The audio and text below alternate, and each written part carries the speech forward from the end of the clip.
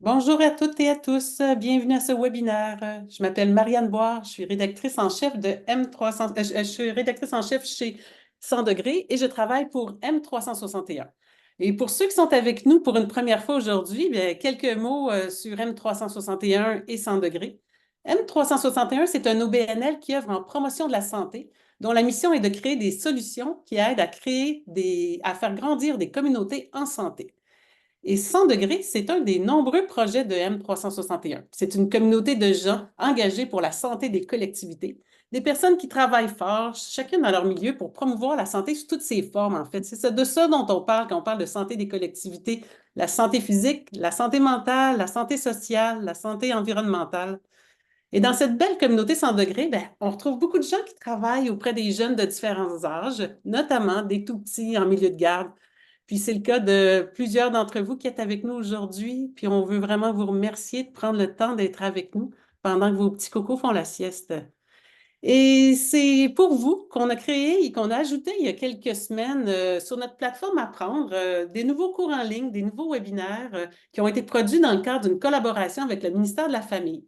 Ce sont des cours et des webinaires qui s'adressent avant tout à vous, le personnel éducateur qui travaille en milieu de garde, et ils portent spécifiquement sur le cadre de référence de Gazelle et Potiron. La Gazelle et Potiron, qu'est-ce que c'est? En fait, plusieurs d'entre vous, vous connaissez très bien, vous connaissez un peu, ça dépend pour chacun depuis le temps que vous travaillez. Mais on prend peut-être quelques minutes, quelques instants pour dire de quoi il s'agit, parce qu'on a aussi souvent des gens ailleurs dans la francophonie qui nous écoutent, qui écoutent nos webinaires 100 degrés. Alors, Gazelle et Potiron, c'est un cadre de référence qui est publié au Québec par le ministère de la Famille et qui est destiné à toutes les personnes travaillant dans les services de garde éducatifs à l'enfance. C'est un cadre de référence qui vise à favoriser le développement global des enfants de moins de 5 ans par la saine alimentation, le jeu actif et le développement moteur. Et c'est un cadre de référence qui est au cœur, en fait, c'est ce cadre de référence qui est au cœur de nos nouveaux cours en ligne et de nouveaux webinaires.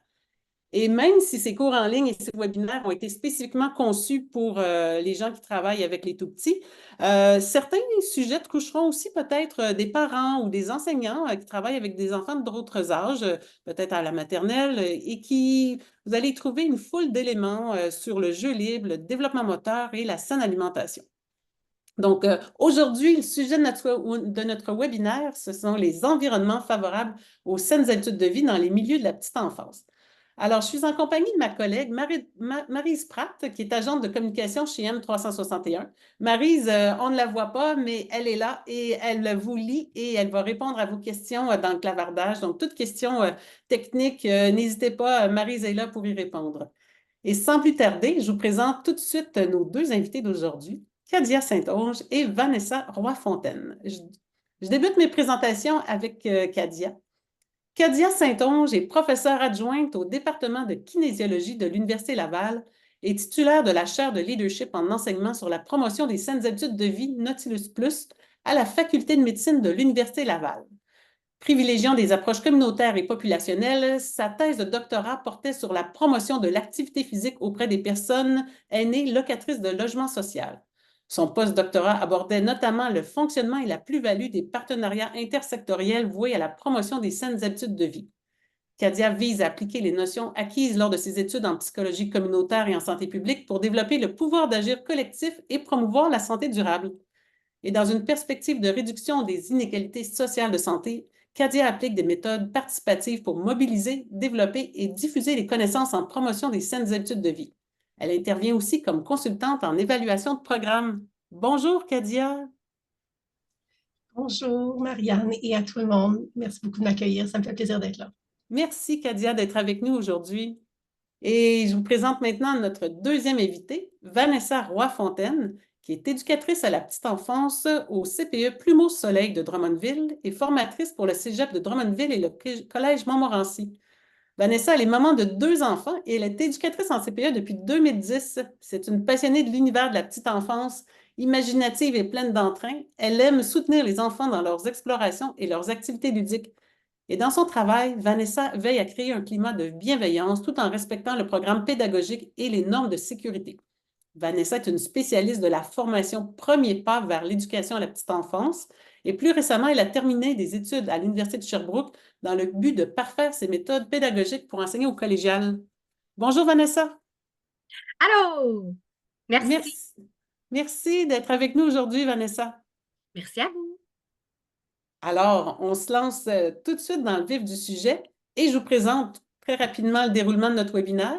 La première partie, ça va prendre une forme un peu plus magistrale. On va tenter avec vous de démocratiser, décortiquer, décomplexifier le concept de saines habitudes de vie. On a parfois l'impression que c'est une liste de choses à cocher, faire du yoga, manger des légumes, aller dehors, dormir 8 heures, toutes ces choses-là, comme si c'était coche, coche, coche. Mais vous allez voir, grâce aux explications de Kadia et aux exemples concrets de Vanessa, vous allez assurément mieux comprendre de quoi il s'agit quand on parle de saines habitudes de vie. Et dans la deuxième partie, Vanessa va aborder les environnements favorables aux saines habitudes de vie, mais dans le contexte spécifique des milieux de la petite enfance. Comment mettre en place des conditions gagnantes pour encourager les tout-petits de 0 à 5 ans à intégrer de saines habitudes de vie. C'est ce qu'on va voir avec Vanessa.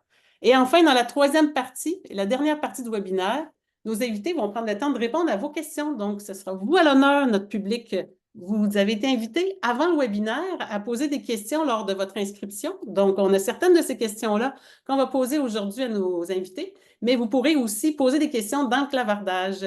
Et voilà, alors on se lance tout de suite dans le premier bloc et j'aimerais demander à Kadia. Kadia, pourrais-tu nous expliquer exactement de quoi on parle quand on parle de saines habitudes de vie? Mon sujet préféré. Oui, ben en fait, je reprends un peu ce que tu disais plus tôt, Marianne. On a tendance à penser que c'est comme une liste d'épicerie à cocher, puis elle est longue, puis elle est fastidieuse et difficile, puis on réalise pas tous nos objectifs, fait que ça peut être un peu frustrant, mais justement, c'est dans l'idée de se faire du bien, les saines habitudes de vie, hein. Ça peut être défini comme n'importe quel comportement qui contribue positivement à la santé physique et mentale. C'est donc vraiment super large. On parle beaucoup plus des 3 piliers ou 4 piliers parce qu'on a beaucoup plus de données scientifiques à leur sujet. Donc, je parle particulièrement de l'activité physique. Donc, par activité physique, c'est pas nécessairement se twister en pretzel au yoga show, c'est vraiment juste bouger. Bouger d'une façon qui nous fait du bien et de façon régulière dans la journée et dans la semaine. On passe aussi à l'alimentation équilibrée.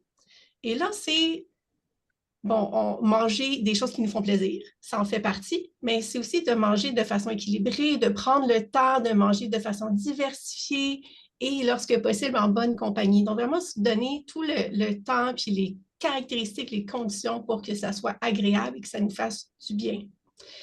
Puis il y a la détente ou le sommeil aussi qui sont super importants, mais c'est aussi toutes les autres choses dans une journée qui nous font du bien. Donc, ça peut être s'exposer au parc, là, il y a des espaces verts, mais ça, c'est vraiment important pour la santé, surtout la santé mentale, l'exposition à la nature, prendre l'air frais, c'est des choses qui nous font vraiment du bien. Puis, on sait qu'à tous les âges de la vie, les saines habitudes de vie qui ont le potentiel de nous faire vivre plus de bien-être, une vie qui est plus épanouie, qui fait plus sens pour nous. On a moins de chances d'être malade, d'avoir des incapacités. Mais ce qui est moins connu, ou du moins communément véhiculé, c'est que les saines habitudes de vie, c'est vraiment important de s'y attarder dès la plus jeune enfance, parce que le mode de vie d'une personne se forme dès les premières années de sa vie. Puis par habitude, ça veut dire que les comportements ont tendance à se répéter et là, ça devient un mode de vie. Ce n'est pas nécessairement qu'on l'a choisi. Des fois, c'est parce que ça a été prescrit par l'environnement autour de nous. Fait que l'environnement joue un rôle vraiment très, très, très important. Et nos saines habitudes de vie dépendent de ces environnements. Puis on peut catégoriser les types d'environnements qui vont influencer nos saines habitudes de vie en 4 genres. Fait que si on va à la prochaine diapositive, on voit qu'il y a des gens qui ont déjà super bien réfléchi à tout ça, qui ont caractérisé ça pour que ça soit plus facile à comprendre ces influences-là qui sont vraiment très interreliées. Donc, ce qui est important à retenir ici, c'est que nos saines habitudes de vie dépendent aussi de l'environnement physique. Donc là, j'entends de l'environnement bâti, là, tangible, ce qu'on peut toucher, voir, j'espère pas trop sentir, quoi que des fleurs, ça serait agréable. Mais ce qu'on veut dire, c'est qu'un environnement qui est bien conçu, qui est bien entretenu, est vraiment crucial pour encourager de bouger, l'activité physique. Donc, ça peut même ramper pour un poupon, c'est vraiment important pour son développement moteur. Mais ça peut aussi être des aires qui permettent la détente, le repos, des aires où manger. Donc, l'environnement physique nous donne beaucoup d'occasions à être actifs ou à bien manger ou à se détendre. Il y a aussi tous les aspects socioculturels, donc sociaux, social et culturels, qui englobent toutes les valeurs, les normes, les pratiques culturelles, les attitudes qu'on véhicule dans une certaine culture, qu'elle soit toute petite ou vraiment très grande, mais qui est dans l'entourage des enfants, qui va certainement influencer leur comportement présent, mais aussi futur. Donc, ça inclut les traditions liées à l'alimentation, l'importance accordée à l'activité physique ou à bouger, et les modèles auxquels les enfants seront exposés, qui vont faire une grosse différence aussi sur comment ils vont se développer. Pour les aspects politiques, on fait référence à toutes les règles, même les plus simples, qui guident comment on évolue dans nos environnements. Donc, les réglementations qui façonnent les environnements des enfants. Donc, ça peut inclure autant les horaires éducatifs, donc à quelle heure est-ce qu'on dîne, à quelle heure est-ce que c'est ouvert, même pour les parents, mais ça peut aller jusqu'à la législation, là, les lois sur les normes de sécurité, les aires de jeu. Donc, c'est vraiment très, très vaste, mais c'est quand même aussi local et c'est des choses sur lesquelles on a un certain pouvoir d'agir et qui sont quand même à notre portée quand on s'y attarde de façon locale. Puis enfin, les aspects économiques, c'est toutes les conditions économiques générales, mais aussi locales, qui vont avoir une influence sur les ressources qui sont à notre disposition. Donc, c'est tout interrelié. Hein. Le climat économique, c'est sûr qu'il va influencer les décisions qu'on va prendre localement, mais aussi politique plus large, ce qui va avoir une influence sur les aspects physiques de l'environnement, la culture, puis les normes sociales vont influencer les politiques. Donc, tout ça va ensemble, mais ce qui est important, c'est que ce n'est pas juste très grand. Ce n'est pas nécessairement toujours au niveau du gouvernement, c'est des choses qui sont proches de nous. Les décisions que nous, on prend et qu'on implante dans les milieux de petite enfance vont avoir une grosse influence. Et ce sont tous des aspects sur lesquels on peut jouer. C'est des choses qu'on peut changer pour que les tout-petits aient des environnements favorables à leurs saines habitudes de vie, là maintenant, mais aussi tout au long de leur vie parce que ça va se porter tout au cours de leur vie. Puis rendus à l'âge adulte, ils vont avoir plus de pouvoir décisionnel sur leur comportement, oui, mais ce sera quand même difficile de changer parce que leurs habitudes seront déjà façonnées par les environnements de leur enfance. Kadia, si tu me permets, j'ai envie qu'on donne des exemples dans le contexte des milieux de garde pour que ce soit plus concret pour les personnes qui nous écoutent. C'est une super idée. Allons-y. Et les gens qui nous écoutent aussi, là, écrivez dans le clavardage. Il y en a déjà qui ont commencé à le faire, mais si vous avez des idées d'exemples, allez-y, là, on vous lit en même temps. OK, commençons par ce que moi je trouve le plus facile, les aspects physiques, l'environnement physique. Donc, quels aspects de l'environnement bâti peut influencer notre accès, puis comment ça se passe dans nos habitudes de vie, surtout les saines habitudes de vie. On peut penser, par exemple, au mobilier de jeu ou au mobilier tout court. On peut penser aux parcs qui sont dans le quartier ou proche de nous, les aires de jeu ou les espaces de jeu, les espaces de dos aussi qui sont importantes. Oui, c'est ça. Fait que des exemples de mobilier d'aménagement en milieu de la petite enfance, comme un lavabo accessible aux enfants pour le lavage des mains. On peut penser aussi aux coins de jeu d'intérêt, comme le coin cuisine, qui va favoriser la manipulation d'aliments, d'outils de cuisine pour éveiller cet intérêt-là de cuisiner. On peut penser aussi aux espaces de jeu moteurs avec des matelas, un petit pont de bois, ou j'ai déjà vu aussi un mur d'escalade dans un local de grand. Comme tu as dit, des espaces établis pour chaque enfant, pour faire la sieste, ou aussi un mobilier adapté au niveau de l'enfant pour manger, par exemple. Puis je sais aussi qu'on a tendance à penser qu'il faut beaucoup, beaucoup de mobilier, mais en fait, des fois, c'est de l'espace qu'il faut pour comme juste bouger. Le jeu libre est vraiment très, très, très important, donc à ne pas négliger ça. Puis d'autres aspects qui sont vraiment importants, les aspects socioculturels, donc social et culturel. Donc, toute l'influence qu'on peut avoir dans l'entourage, l'interaction sociale autour de l'enfant. Dans les milieux de la petite enfance, on peut penser aux livres et aux jouets qu'on leur présente qui vont permettre de mettre en lumière la diversité corporelle, la diversité ethnique, mais aussi mettre en lumière les saines habitudes de vie. Est-ce qu'on a dans ce matériel-là des astuces ou est-ce qu'on présente les habitudes de vie dans ce matériel-là même? Oui, puis les aspects socioculturels, comme tu disais tantôt, par les traditions ou qu'on porte en nous, hein. Comme par exemple, moi, je suis de cette génération-là. Moi, mes parents me disaient, finis ton assiette. Ou encore, qu'il y a des gens qui pensent peut-être que l'hiver, c'est trop froid pour les enfants, surtout pour les poupons. C'est des idées qui nous sont transférées, puis que même si maintenant on est mieux équipé pour l'hiver, puis qu'on peut vraiment en profiter, puis que on sait que c'est pas tout le monde qui peut finir son assiette ou qui devrait, ben maintenant on a quand même tendance à répéter les mêmes patrons, mais on peut prendre des choix justement sur ce qu'on transmet aux tout petits. Tout comme pour les aspects politiques, donc je ne peux jamais m'en passer, comme j'ai dit, de parler de notre pouvoir en tant que citoyen et citoyenne. Donc, les députés ou les élus, ben, c'est nous qui les choisissons. Ça va avoir un impact sur nos environnements, puis ce qu'on donne comme chance, comme occasion aux tout petits. Mais ça peut aussi, comme je disais, d'adopter des pratiques organisationnelles, donc dans le milieu. Donc, tu sais, vraiment localement, là, dans le milieu de petite enfance, quelles décisions sont prises qui peuvent favoriser que ce soit un milieu où on peut bouger un petit peu plus, où on peut se reposer aussi. Donc, toutes les décisions qui vont faire en sorte que l'environnement est favorable aux saines habitudes de vie des tout-petits. Oui, puis si on pense dans les milieux de la petite enfance, ça peut aussi inclure la possibilité pour le personnel éducateur d'avoir des horaires adaptés, à des pauses, parce que ça aussi, c'est important pour notre santé, pour reprendre notre énergie. Ou on peut penser à des repas fournis par le service de garde là, afin de pouvoir partager le repas avec les enfants, discuter, raconter, parler de ce qu'on goûte. Mm. Tout à fait. Puis pour les aspects économiques, ça aussi, ça peut sembler un peu plus loin de nous, mais ça en fait très proche de nous parce qu'on peut penser à augmenter notre pouvoir d'achat si on s'associe à d'autres milieux de petite enfance. Donc là, les choix plus sains deviennent plus accessibles. Puis si on veut vraiment encourager la santé durable, on peut aussi s'intéresser aux aliments qui sont en saison.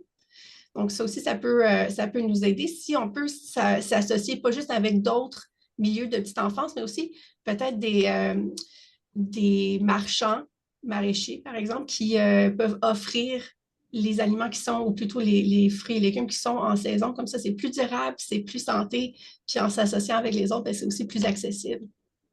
Oui, puis plus spécifiquement, on peut penser au gaspillage alimentaire. Hein, si on respecte la faim de l'enfant en le questionnant, as-tu une petite faim, une grande faim, ou le laisser se servir lui-même, ben on va peut-être moins jeter d'aliments. Hein? Et aussi pour permettre aux tout petits de bouger. On peut penser aux ententes gratuites qu'on peut avoir avec des organismes communautaires ou des écoles pour avoir accès au gymnase. Super ça, ouais. Est-ce que ça Ah, fait c'est tellement plaisir? intéressant de vous écouter, d'entendre tous les exemples et vraiment, j'invite toutes nos auditrices, nos auditeurs à ajouter leurs propres exemples de ce que vous faites dans vos milieux pour encourager les saines habitudes de vie. Je vois qu'il y a Noémie Perrault qui écrit « Le CPE de mes enfants offrait euh, entre autres, des menus végétariens, plus écologiques. Donc, ça, c'est un bel exemple, effectivement, là, de ce qu'on peut faire là, pour encourager les saines habitudes de vie dans les milieux de la petite enfance. Mais Kadia, les saines habitudes de vie, là, ça s'acquiert aussitôt que la petite enfance.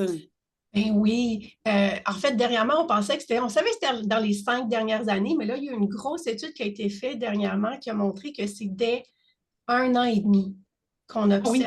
les patrons d'habitudes, de saines habitudes de vie s'installer. 1 an et demi. Puis ça va influencer tout le cours de la vie de la personne.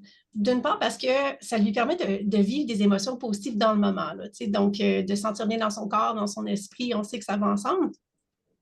Les 5 premières années sont donc des piliers pour développer toutes les caractéristiques du cerveau, du corps, pour que le développement se fasse bien tout au long de la vie, surtout dans l'enfance, l'adolescence. Mais en plus de ça, on sait que les saines habitudes de vie à la toute petite enfance vont déterminer les habitudes qu'on va avoir à l'âge adolescente, à l'âge adulte, puis à l'âge avancé. Donc, on a vraiment intérêt de commencer le plus tôt possible parce que c'est ce qui va vraiment donner un pas d'avant pour une vie en santé, pleine de bien-être et de réalisation personnelle dès le début. Ah, ben c'est fou, hein, quand même, quand on se rend compte que ça commence aussitôt. Un an Aussi et ça, demi. Puis, ben, en fait, j'ai une autre question pour toi, Kadia, parce que donc on comprend bien là, que ça va avoir une influence sur tout le cours de la vie. Mais est-ce que tu peux nous donner des exemples de deux, trois faits là, qui ont été scientifiquement démontrés, là, qui montrent les liens entre les saines habitudes de vie et le bien-être? Oui, bon, on commence à avoir vraiment pas mal de données à ce sujet-là. Même chez les tout petits, on sait que de bien bouger, de bien s'alimenter, de se reposer aussi pleinement, c'est vraiment garant d'émotions positives. Donc, par exemple, juste de bouger régulièrement dans la journée, ben, ça nous permet de vivre de la joie. Il y a la curiosité d'explorer le milieu, la fierté puis la réalisation personnelle de pouvoir réussir de nouvelles tâches, que ce soit un casse-tête ou de savoir ramper, apprendre à marcher. Donc, tout le développement moteur qui va avec ça aussi, super important. Ça nous permet de vivre de la sérénité quand on prend des moments de détente.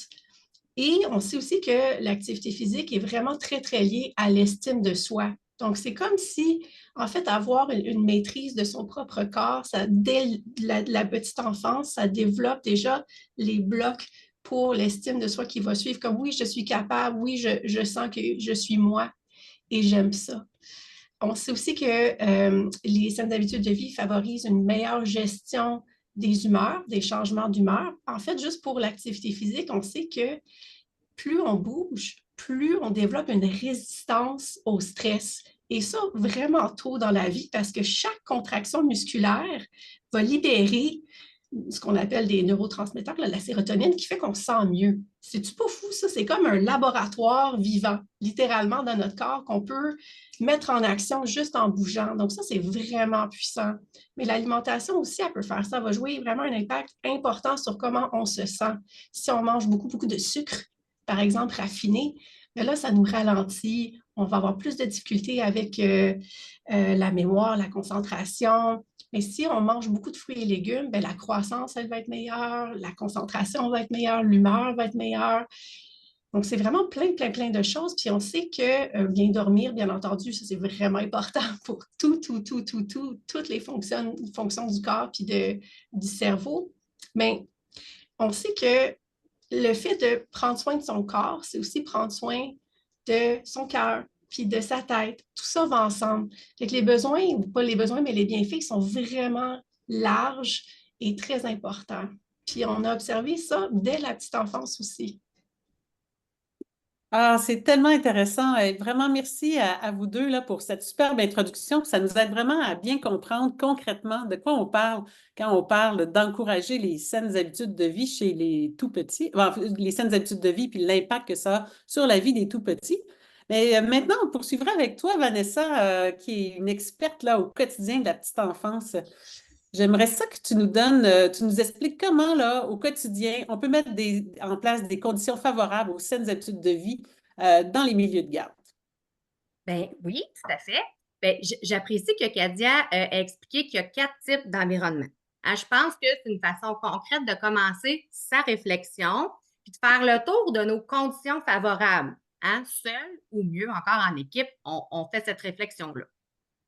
C'est donc une première étape là, que de prendre un pas de recul, de faire une petite analyse de ces 4 environnements-là. On peut se demander, moi, là, dans mon milieu, est-ce que les poupées, les livres valorisent la diversité corporelle et ethnique? Hein? Ou est-ce que je pourrais prendre entente avec un milieu de garde pas loin du mien pour avoir un service alimentaire de meilleure qualité, de meilleur prix, par exemple? Ça peut être ça. C'est vraiment des bons exemples. Puis quand on sait que l'enfance, là, c'est une période intense de développement, là. Les enfants là, sont comme des éponges, là, surtout à Mm. cet âge-là, l'âge des tout petits, là. Ceux qui nous écoutent, vous le savez, là, vous travaillez avec eux tous les jours. Ouais. Mais donc, si je comprends bien, là, le fait de mettre en place des environnements favorables, ça permet aux enfants d'acquérir de saines habitudes de vie. Bien, oui, c'est sûr que les enfants vont acquérir ça par observation, par leurs 5 sens, par le jeu, le plaisir. Le cadre de référence, là, Gazelle et Potiron aussi, insiste sur ces 3 axes-là là, pour le développement global. Le jeu actif, la saine alimentation, le développement moteur. C'est sûr qu'il y a plusieurs choses à dire sur chacune de ces sphères-là, mais sans entrer trop loin dans la théorie, je pense qu'on peut résumer 5 orientations du cadre de référence qui insistent sur le jeu actif et le développement moteur. Alors, Offrir plusieurs occasions de jouer activement au cours de la journée. Hein, c'est à nous de faire ça. Limiter le temps consacré aux activités sédentaires. On va y revenir. Encourager le jeu actif par des activités plaisantes et ponctuées de défis. Jouer dehors tous les jours, le plus souvent possible. Aménager aussi un environnement stimulant, fonctionnel, sécuritaire, autant à l'intérieur qu'à l'extérieur. Mais Vanessa, dans les recherches que j'ai consultées, là, les études que j'ai lues justement pour me préparer à aujourd'hui, là, j'ai trouvé des défis quand même à la promotion des saines habitudes de vie en milieu de garde. Donc, il y avait, par exemple, pour les personnes qui y travaillent, un manque de sentiment de contrôle parce qu'elles n'ont pas nécessairement le pouvoir décisionnel. C'est vraiment sur les aspects politiques dans leur milieu, le manque de temps parce qu'on sait que vous êtes surchargé, vous avez beaucoup de choses à faire, beaucoup d'enfants, ça bouge vite et tout en même temps.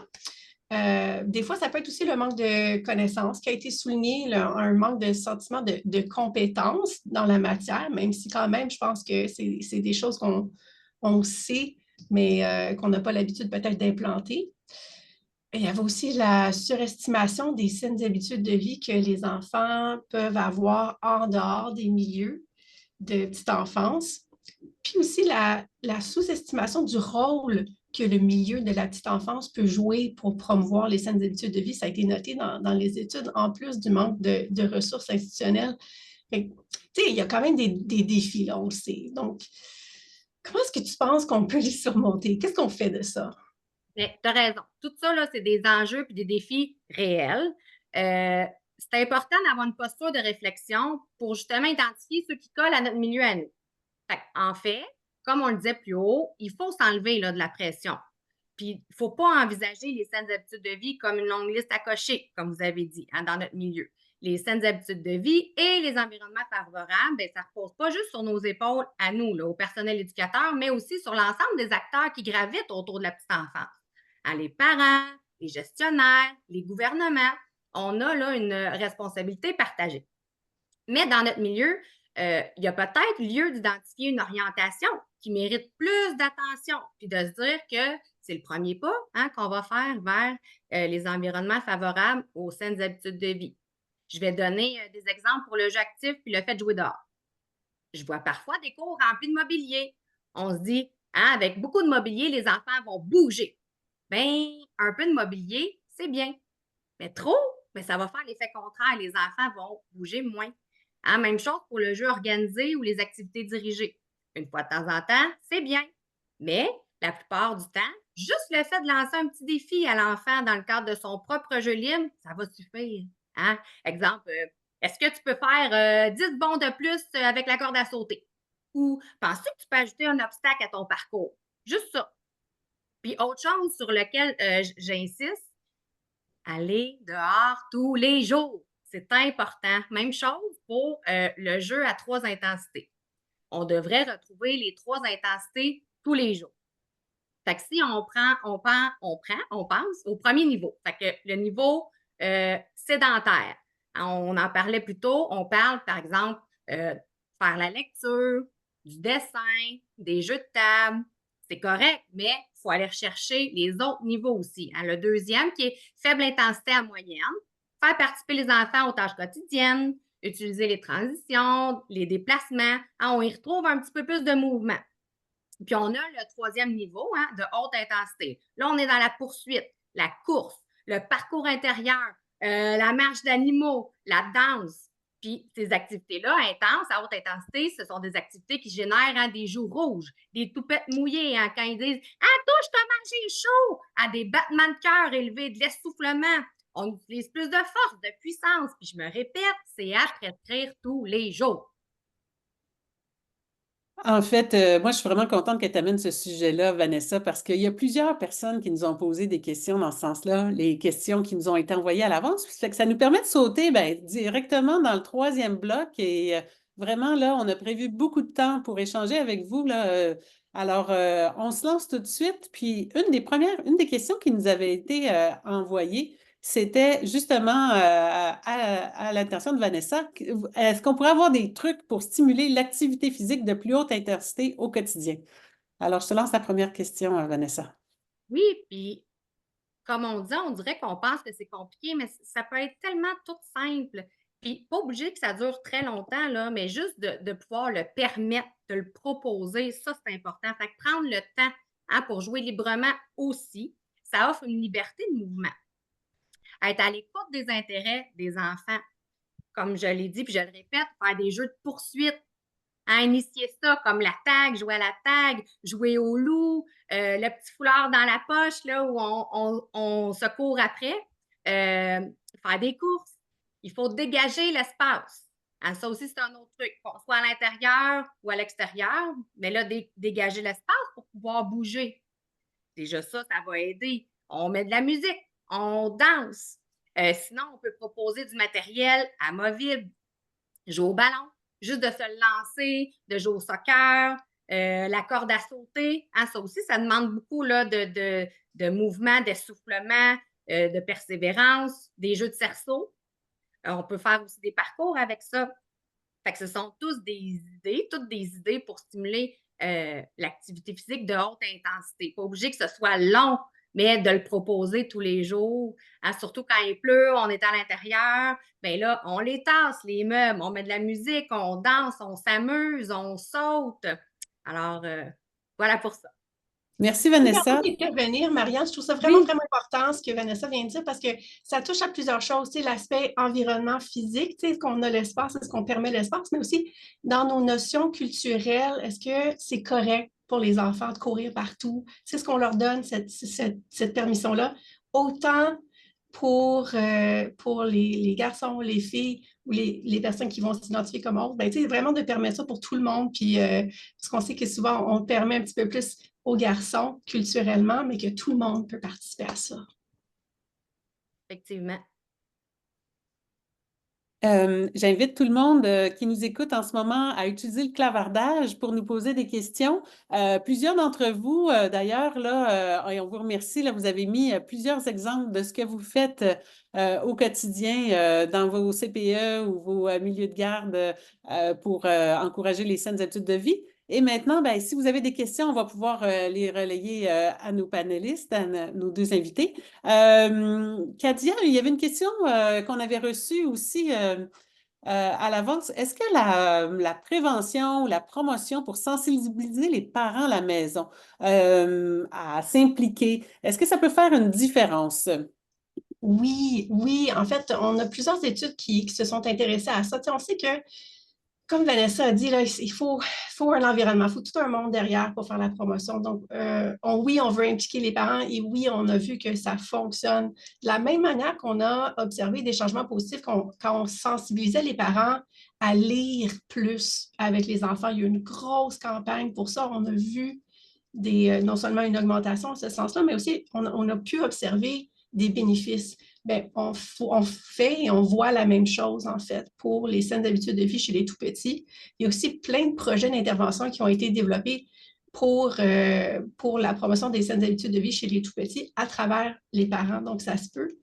Et il y a vraiment de bonnes données pour dire que ça fonctionne bien. Je vous dirais qu'il faut vraiment impliquer les parents puis aller avec le non-jugement. Donc, restez à l'écoute de ce que les parents nous disent, puis essayez de saisir un discours qui montre l'ouverture, demander la permission. Est-ce qu'on peut parler de favoriser l'alimentation saine ou est-ce qu'on peut parler de le jeu libre à la maison? Ça lui ferait du bien, je pense. Donc, vraiment demander la permission, aller dans le non-jugement aussi, puis les impliquer. Donc, la recherche montre effectivement que ils sont bons, pas juste pour faire la promotion à la maison, mais aussi pour trouver des solutions puis travailler avec nous. Ah, merci, merci Kadia. Une autre question qui nous est envoyée, c'est ben, quel lien faites-vous entre les écrans? Ah, les fameux écrans. Quel lien faites-vous entre les écrans et les saines habitudes de vie chez les tout-petits? Est-ce que vous avez observé des changements au niveau des difficultés langagières, des aptitudes sociales et comportementales depuis l'arrivée des téléphones intelligents et autres médias, ce qui veut dire l'année 2010-2011 environ chez les tout-petits? Vanessa, toi qui travailles avec les tout-petits depuis plusieurs années, qu'est-ce que tu répondrais à ça? Bien, c'est sûr que les écrans, c'est pas que c'est mauvais, ça peut être bon, ça peut être éducatif Mais nous, en tout cas, en service de garde, on en utilise très, très peu, là, pratiquement jamais. Parce qu'on a tellement d'autres choses à leur proposer dans juste le jeu libre, actif libre, où nous, on est juste là pour soutenir, guider. Fait que les écrans à la petite enfance, en tout cas, nous, on n'a pas besoin. Puis on nomme ce qu'on voit avec les enfants, on nomme ce qu'on fait. Fait que tout ce qui est langage, on est toujours pratiquement en interaction. Fait que c'est sûr que ça aide, là. Merci, merci Vanessa. Je recommence à regarder en même temps les questions qui nous sont envoyées directement dans le clavardage. Une question qui nous est envoyée de Sophie Bessette. Pour la période du dîner, est-ce que vous recommandez de servir séparément les aliments? C'est un à la fois ou plutôt sous forme de boîte à lunch? Alors, ben, peut-être que Vanessa, toi tu aurais une réponse à ça? Oui, bien, en fait, nous, de la manière qu'on fonctionne à Plumeau Soleil, puis j'adore ça, c'est comme des petits cabarets, dans le fond, de cafétéria, mettons. Fait qu'on offre tout en même temps. Autant le dessert, peut être du yogourt, des fruits, avec le verre de lait, tout est offert en même temps. Alors oui, c'est séparé, parce qu'il y en a des enfants qui n'aiment pas ça, là, que ce soit tout mélangé. Puis on leur demande des fois aussi s'il y a de la sauce, par exemple, avec une croquette au saumon, bien, on va lui demander est-ce que tu le veux dessus, à côté, est-ce que tu en veux? Fait que tout est offert en même temps. Fait que si l'enfant veut commencer par les fruits, ben, il commence par les fruits. On a vu que ça n'avait pas vraiment d'importance, hein. L'enfant va manger ce qu'il a envie, puis après, s'il a encore faim, ben, on lui en offre encore. C'est vraiment On a parfait. une question? Ah Pour la oui, motivation, là, en fait, on sait que ça repose sur trois choses, là, puis l'autonomie en fait partie. Tu sais, la possibilité de prendre des choix pour soi-même, c'est vraiment, vraiment fort dans la motivation. Puis le sentiment de compétence, c'est oui, je suis capable, oui, je le veux. Je trouve ça vraiment magnifique comme pratique. merci à vous deux. On a une question d'une maman qui nous demande, en tant que parent, comment est-ce qu'on peut recommander au milieu de garde d'adopter des stratégies pour mettre en place des saines habitudes de vie, c'est-à-dire moins de mobilier, plus de séances actives, plus de jeux, etc. Mais c'est intéressant cette question-là, effectivement. Comment on aborde ça avec le CPE ou le milieu de garde familial? Oui, vas-y. J'ai écouté un webinaire extraordinaire qui nous parlait de ces saines habitudes de vie-là et ça m'a amené à me questionner et j'aimerais qu'on en discute ensemble. Voilà. Aussi Bon, ben, c'est un simple bon que truc, ça. ça. Ben oui, j'aime ça. J'aime ça. Mais aussi penser à nos environnements. On est comme rendu dans des villes ou des milieux tellement grands qu'on ne pense plus à avoir contact avec nos députés, mais ils sont là pour ça, hein. Ils sont vraiment là pour ça. Donc, écrire à son député municipal ou peu importe le palier, ça peut aussi être une solution. Oui, mais je poursuis sur la question de la maman. Par exemple, si c'est de CPE, est-ce que c'est de passer par le conseil d'établissement ou plutôt parler avec la direction ou qu'est-ce que vous recommandez de ce côté-là? Ben, elle peut en parler avec la direction, qui après en parle avec le CA, peut-être des projets à venir, tu sais, qu'un parent a suggéré peut-être d'avoir XY, là, moins de mobilier ou un mobilier justement au contraire pour un petit module adapté à la pouponnière, par exemple. Bien, ils vont en discuter pour voir les besoins, s'il y a un budget d'accordé. Puis, je pense que de cette façon-là, là, le CA et la direction là, vont pouvoir voir si c'est envisageable. Puis des stratégies tu sais, qui parlent, ben, c'est justement d'arriver, comme Vanessa dit, ben, j'ai vu tel webinaire où il y a tel cadre de référence qui existe. Donc, tu sais, on sait des données, là. Il y a des choses démontrées, donc on sait que ça fonctionne et avec des chiffres. C'est très parlant. Donc, tu sais, le chiffre ça commence dès 1 an et demi, là. Ben, ça parle beaucoup aux gens. Donc, de mettre en exergue l'importance, puis tout ce que ça peut aussi vouloir dire pour toute la trajectoire de vie de l'enfant. Mais utiliser le cadre de référence, ça peut aussi être un bon levier. Euh, je vois que... oh, il y a Jeanne, la maman qui nous avait écrit à ce sujet, qui nous demande si on pouvait avoir accès à cette étude. Donc, on pourra regarder si c'est possible de la retrouver. Ensuite, une autre question qui nous avait été envoyée à l'avance, c'est Comment est-ce qu'on peut encourager les saines habitudes de vie dans les milieux de la petite enfance ou dans les milieux sportifs, comme par exemple les centres ou les clubs sportifs? Je vais me lancer pour celle-là parce que je travaille un peu en milieu sportif dans mes travaux en ce moment. Déjà aussi, je serais vraiment intéressée de savoir ce que les personnes qui sont en train de nous écouter penseraient à ce sujet-là. Vous, qu'est-ce que vous pensez? Comment est-ce qu'on peut encourager les saines habitudes de vie dans le milieu de la petite enfance ou dans les milieux sportifs? Parce que c'est quelque chose qui se réfléchit ensemble. Puis c'est un petit peu comme on le fait maintenant. On réfléchit ensemble à comment le faire. Donc, je suis sûre que vous avez des idées, partagez-les. N'hésitez vraiment pas, ça m'intéresse énormément. Mais on sait aussi que des façons de faire donc, qui sont démontrées comme étant efficaces, c'est déjà de se fier aux ressources qui sont mises à votre disposition. On vient de parler du cadre de référence Gazelle et Potiron. Il y a vraiment beaucoup d'informations, beaucoup de trucs et astuces, beaucoup de ressources qui sont à votre disposition. Là, pas juste le webinaire, mais la formation. Donc ça, c'est toutes des ressources qui vont vous aider pour justement encourager les saines habitudes de vie dans les milieux. Mais en plus de ça, on a parlé de s'associer avec d'autres gens, donc trouver des gens qui sont aussi pour la cause, donc des groupes de parents, d'autres milieux de petite enfance. Il y a aussi les tables de concertation, donc il y a des tables intersectorielles pour chaque région du Québec qui s'intéressent à la promotion des saines habitudes de vie, qui peuvent vous soutenir dans la mise sur pied d'un projet, qui connaissent le cadre de référence Gazelle et Potiron, donc qui peuvent vous aider là-dedans. Et en joignant ces concertations-là, bien, ça vient avec tout le pouvoir d'agir collectif qu'ils ont, justement, tout le savoir du milieu, puis comment faire. Donc, c'est vraiment une façon que moi, je recommanderais. C'est aussi une façon de faire valoir vos besoins, puis que ça sache, parce que c'est des tables de concertation, là, c'est là où tout le monde va pour prendre le pouls de ce qui se passe au milieu terrain local. Donc, c'est important de dire ce qui se passe, comme ça, les gens peuvent agir là-dessus. Puis, je voudrais aussi revenir sur le fait que les saines habitudes de vie ne sont pas toujours des choix. Hein. Donc, il faut vraiment s'assurer que les environnements façonnent les habitudes. C'est vraiment important de, comme Vanessa disait, là, de se poser des questions, à s'intéresser à comment les environnements sont conçus, puis est-ce qu'on peut les transformer pour que ça soit plus favorable aux saines habitudes de vie. Donc, pour prendre l'exemple du sport là, qui a été demandé, est-ce que c'est nécessaire d'avoir un pointage compétitif?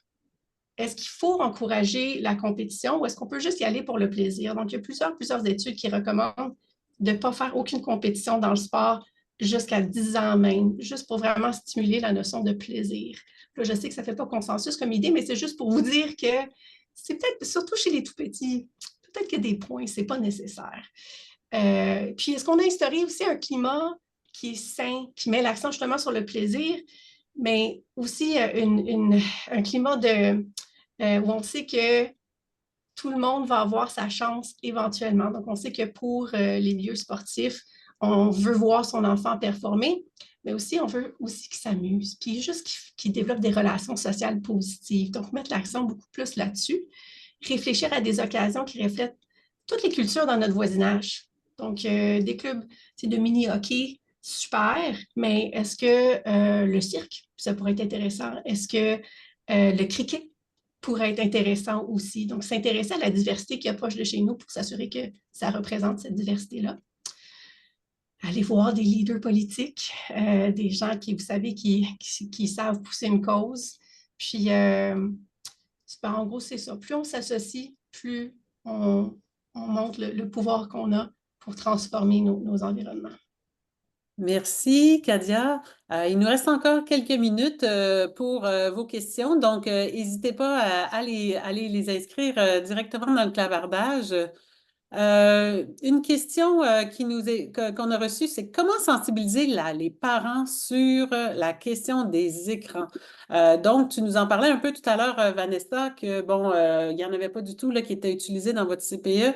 Mais les parents, comment on fait pour leur parler de ça? Peut-être, Vanessa, tu pourrais répondre à cette question? Ben, moi, je pense là, que des fois, de donner de la petite documentation, ça peut aider. C'est un peu plus facile là, de l'amener.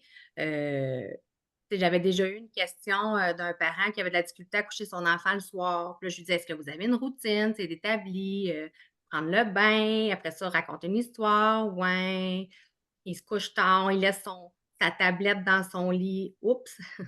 Ouais, est-ce que Est-ce que vous savez que, tu sais, selon les études, tu sais, c'est pas une bonne idée parce qu'au contraire, ça stimule. Alors, des fois, juste de donner de la documentation, ça peut aider, là, routine pour le dodo. Bon, fait que ça peut peut-être amener les parents, justement, on disait, à prendre un pas de recul, à changer notre fonctionnement de faire, notre mode de vie, de fonctionnement pour enlever les écrans. Puis sinon, d'impliquer les enfants, des fois, bon, ben, je vais faire à souper, je vais faire le souper, fait que je vais mettre mon enfant devant la télé. Mais pourquoi pas l'impliquer à couper des légumes ou peu importe. Fait que de l'amener à faire partie de ces habitudes-là, hein. On prépare le souper, c'est une habitude de vie. Viens, je vais te montrer. On va en parler, nous aussi, des goûts, des aliments, comme à la garderie, à la maison, des petites choses comme ça. Ah, c'est là qu'on voit que le travail, oui, votre travail au quotidien, les éducatrices, c'est avec les tout-petits, mais il y a aussi beaucoup d'éducation, de sensibilisation là, à faire avec leurs parents. Il y a une question de José. Avec les températures changeantes au Québec, comment s'assurer que les enfants soient bien habillés pour passer de longs moments dehors? Ah, ça, là, c'est une question intéressante parce qu'effectivement, il y en a de plus en plus qui veulent faire la pédagogie en plein air, faire passer des longues journées dehors, mais quand les enfants ne sont pas bien habillés, qu'est-ce qu'on fait, Vanessa? Rapidement, là, moi, je dis toujours aux parents, j'aime mieux avoir la garde-robe au complet qu'il n'y a pas de n'avoir assez. Fait que c'est sûr, le matin, là, même l'été, des fois, là, c'est frais, là. Amenez-moi l'ensemble d'hiver, puis je vais le changer. On va avoir aussi l'ensemble de printemps ou d'automne. On va le changer. C'est comme l'été, il y a des matins froids. On va avoir le pantalon long, mais amenez-moi les shorts. C'est mon travail que votre enfant soit bien. Fait que je vais le changer au cours de la journée. Fait que amenez-en plus que pas assez, là, puis on va s'en occuper, nous. On va, pas, on va le laisser confortable là, où on est rendu dans la météo du jour. Là. Hum. C'est ça que je dis. Je vais faire un petit pouce là-dessus, Vanessa, parce que je sais que c'est pas tout le monde nécessairement qui a les moyens pour tu sais, un bon saut de neige, admettons. Mais tu sais, quand on revient à l'idée de s'associer entre milieu de petite enfance ou même parents et milieu de garde, peut-être qu'on peut demander aux parents, ben, est-ce que vous avez des habits que vos enfants ne porteront plus? Puis plutôt que, tu sais, c'est très bien de la porter chez Renaissance ou autre, là, mais peut-être le léguer au centre de petite enfance, comme ça on a un backup, puis que ça peut ensuite être donné à un parent après. Tu sais, peut-être créer un genre de, c'est ça, tu sais, de troc comme ça, ou au moins de dons internes. Ça crée aussi un sens de communauté, ça crée un sens de, comme j'ai, tu sais, j'ai redonné, puis d'affiliation. Fait que je pense que, tu sais, c'est très porteur comme geste. Donc, c'est réfléchir aussi. Des fois, on pense beaucoup out, tu sais, en dehors de la boîte, mais dans la boîte, il se passe des choses aussi. Effectivement. Ah, c'est franchement intéressant de vous écouter, puis vraiment, vous nous donnez des réponses éclairantes, des exemples concrets. On se dirige peu à peu là, vers la fin de notre webinaire. Vanessa, est-ce que tu pourrais nous donner des exemples, avant qu'on termine, là, quelques autres exemples de pistes d'action très concrètes pour promouvoir des environnements favorables aux saines habitudes de vie, en petite enfance? Ben, il faut être bienveillant envers soi-même. Hein? On le dit, on le répète, on n'est pas parfait. On fait de notre mieux pour nous aider. Ben, on va le dire encore une fois, là, mais le cadre de référence, Gazelle et Potiron, ça nous aide.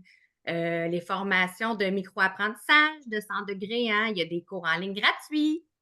Le soutien, l'entraide de la communauté, par exemple, puis il faut se déculpabiliser. On fait de notre mieux. On prend notre pas de recul, on identifie là, un petit pas à faire dans notre milieu, puis déjà ça, c'est un début. Ah, c'est intéressant, vraiment. Pas besoin de voir ça comme une montagne, là, mais un pas à la fois. Puis déjà, chaque chose qu'on peut ajouter, là, ça fait du bien aux tout petits avec qui vous travaillez. Kadia, le mot de la fin, peut-être une perspective pour le futur des saines habitudes de vie en petite enfance? C'est un gros sujet. Moi, ce que je voudrais vraiment vous dire, c'est que le milieu de la petite enfance offre vraiment une base solide pour le développement. Puis c'est aussi un développement tu sais, stimulant, mais pour tout le développement positif, pas juste la petite enfance, mais tout le développement qui va suivre après. Puis c'est vraiment de réfléchir à ces milieux-là comme des tremplins de santé finalement, puis de réfléchir aux 4 types d'environnement pour que ça soit des tremplins de santé.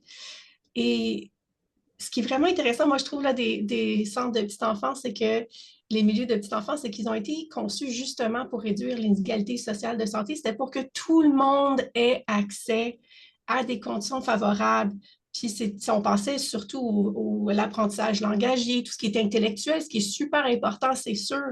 Mais les saines habitudes de vie le sont tout autant parce que ce sont les fondations, en fait, pour l'apprentissage. Il faut avoir la mémoire, l'énergie, la concentration, l'estime de soi. Puis les saines habitudes de vie vont bâtir tout ça. En intégrant des pratiques de promotion des saines habitudes de vie, comme Vanessa dit, un petit pas à la fois, en toute bienveillance envers soi-même, autant que c'est un défi de changer ses propres habitudes de vie, on sait que ça l'est pour changer des environnements. Donc, on est bienveillant avec nous-mêmes, on ne se donne pas trop de pression ou de stress, c'est vraiment de changer une chose à la fois, comme Vanessa a dit encore une fois. Puis, en intégrant des pratiques dans les milieux de la petite enfance, bien, on contribue à façonner un présent, mais aussi tout un avenir en santé et en santé globale, physique, mentale, émotionnelle, spirituelle, tout, pour les jeunes. Donc, on contribue à un écosystème, une planète plus saine, puis on contribue même à notre propre santé en étant des modèles positifs. Ah, ben merci à toutes et à tous pour votre présence aujourd'hui. Vraiment, vous avez pris le temps pendant que vos petits cocos faisaient dodo de venir nous écouter et vraiment, on vous remercie sincèrement. On diffuse régulièrement des webinaires, donc restez à l'affût. Si vous n'êtes pas déjà abonné à notre infolettre, vous pouvez vous inscrire et vous pourrez voir, vous recevrez les annonces des prochains webinaires. On en a un qui va être diffusé au mois de mai sur la prescription de nature, une tendance qui prend de l'ampleur au Québec. Vous allez voir, c'est franchement intéressant, surtout que je sais que plusieurs d'entre vous qui nous écoutez, vous avez à cœur de faire jouer vos tout petits à l'extérieur. Bien, sachez que le temps qu'ils passent à l'extérieur, ça leur fait énormément de bien. Donc, on va creuser ce sujet-là dans le webinaire. On a des cours en ligne, on vous en a parlé, des cours en ligne, des nouveaux qui traitent directement de la petite enfance, mais on a aussi d'autres cours en ligne ou de webinaires qui sont disponibles sur la plateforme Apprendre de 100 degrés. Donc, vous pouvez aller vous promener là puis voir tout ce qu'on a à vous offrir, toujours gratuitement. Et à la fin du webinaire, à la suite du webinaire, en fait, vous allez recevoir le document de présentation visuelle qu'on vient d'utiliser aujourd'hui et vous allez voir, il y a une liste de ressources utiles à la fin qui est ajoutée. Donc, vous pourrez cliquer sur les liens pour aller suivre tout ça. Alors, je veux vous remercier nos deux panélistes, Katia et Vanessa. Merci infiniment. Merci à vous. Merci à vous, c'était vraiment un plaisir. Oui. Merci. Alors, merci tout le monde et je vous souhaite une bonne fin de journée et à la prochaine.